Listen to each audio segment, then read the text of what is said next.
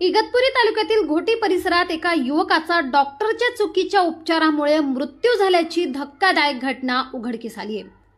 मृतकाच्या कुटुंबियांना डॉक्टरने सुरुवातीला स्वतःची चूक मान्य करत तब्बल 20 लाख रुपयांची नुकसान भरपाई देण्याचे कबूल केले।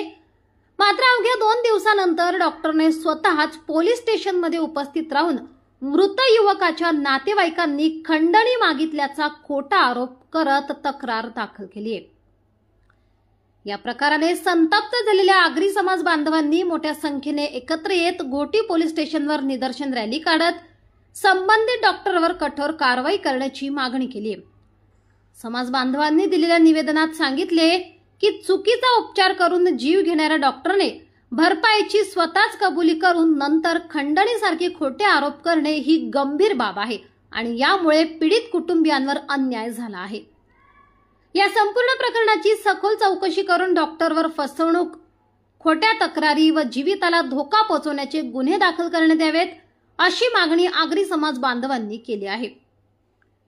घोटी पोलीस स्टेशनचे पोलीस निरीक्षक विनोद पाटील यांना निवेदन देतेवेळी आगरी समाजाचे नेते जनार्दन मामा माळी, ज्ञानेश्वर भाऊ लहाने, रघुनाथजी तोकडे, भगवान आडोळे, देवराम पाटील मराडे, विठ्ठल लंगडे, प्रकाश रोकडे, जंगलू तोकडे, दत्ता तोकडे, दौलत दुभाषे, संतोष कडू, संपत डावकर, ज्ञानेश्वर तोकडे, मच्छिंद्र भगत, भोलेनाथ चव्हाण, ज्ञानेश्वर कडू, कैलास कडू, अनिल भोपे, दौलत बोंडे, बाळासाहेब लंगडे आदी मान्यवर उपस्थित होते। तसेच सदर आंदोलनाला भूमिपुत्र फाउंडेशनचे विनोद नाटे यांनी देखील जाहीर पाठिंबा दिलाय।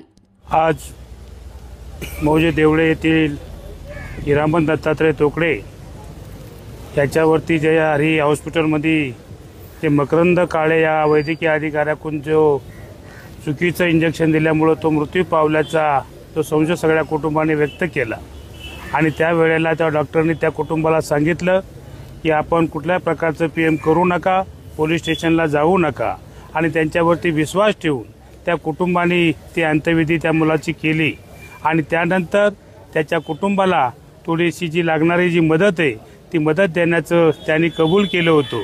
परंतु मध्यंतरी त्यांनी संघटनेच्या माध्यमातून त्यांच्या युनियनच्या माध्यमातून जो पोलीस स्टेशन एसपीला जो अर्ज देऊन त्या कुटुंबाची बदनामी केली, त्यांनी आमच्याकडे खंडणी मागितली, तलवारी कोयते घेऊन माझ्या हॉस्पिटलवरती हल्ला केला असं खोटं अर्जामध्ये नमूद करून पोलीस स्टेशनला अर्ज दिला आणि म्हणून आगरी समाज बांधवांच्या वतीनं या ठिकाणी त्या डॉक्टरचा निषेध करण्यासाठी आम्ही सर्वजण या ठिकाणी उपस्थित जाऊन त्याचा निषेध केलेला आहे। इथून पुढं तालुक्यातील कुठल्याही माणसावरती, शेतकऱ्यावरती असा अन्याय होऊ नये याची सर्व माध्यमांनी त्याची दखल घेतली पाहिजे आणि अशा प्रवृत्तीच्या विरोधामध्ये आपण खंबीरपणाने उभं राहिलं पाहिजे असं माझं मत आहे। तुम्ही निवेदन दिले, त्या निवेदनामध्ये काय मागणी केली? त्या निवेदनामध्ये आम्ही एकच मागणी केली की जी घटना घडली त्या घटनेच्या अनुषंगानं कुठल्याही प्रकारचं या ठिकाणी त्यांनी ते बरोबर दिलेलं नाहीये।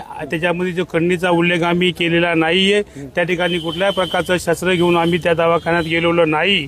हा सर्व समन्वयाचा अभाव असताना सुद्धा त्यांनी दिलेले निवेदन हे चुकीचं आहे, त्याचा निषेध आम्ही या ठिकाणी केला। नक्कीच आज इगतपुरी तालुक्यातील पूर्ण आगरी समाज बांधव आहेत ते सर्व या ठिकाणी घोटी पोलीस स्टेशनला रॅली आणि एक निषेध त्यांनी नोंदवला आणि ते निवेदन दिले। परंतु मला या माध्यमातून एक इगतपुरी तालुक्यालाच नव्हे पूर्ण महाराष्ट्राला एक प्रश्न विचारायचा आहे। ज्यावेळेस एखादी घटना घडते, एखाद्या गरीबावर अन्याय घडतो, तो पीडित असतो, त्याला कुठलाही जात धर्म नसतो, मग एकाच समाजाने का रस्त्यावर यायचं? असं घटना घडल्यावर सगळे समाज एकत्र का येत नाही? हा एक माझा या माध्यमातून एक आव्हान आहे। म्हणजे आपण आपल्यातला माणूस मारून टाकलाय, जाती जिवंत ठेवलाय। म्हणजे एखादा पीडित आहे, तो कोणत्या जातीचा आहे, लगेच त्याच जातीने फक्त रस्त्यावर यायचं, इतर समाज का रस्त्यावर येत नाही? म्हणून मी सगळ्यांना आवाहन करतो, घटना काही घडू द्या, अन्याय काही घडू द्या, त्यावेळेस आपण सगळ्यांनी एक माणूस म्हणून रस्त्यावर आलं पाहिजे आणि वाईट गोष्टीचा निषेध नोंदवला पाहिजे। जय जवान, जय किसान, जय भीम।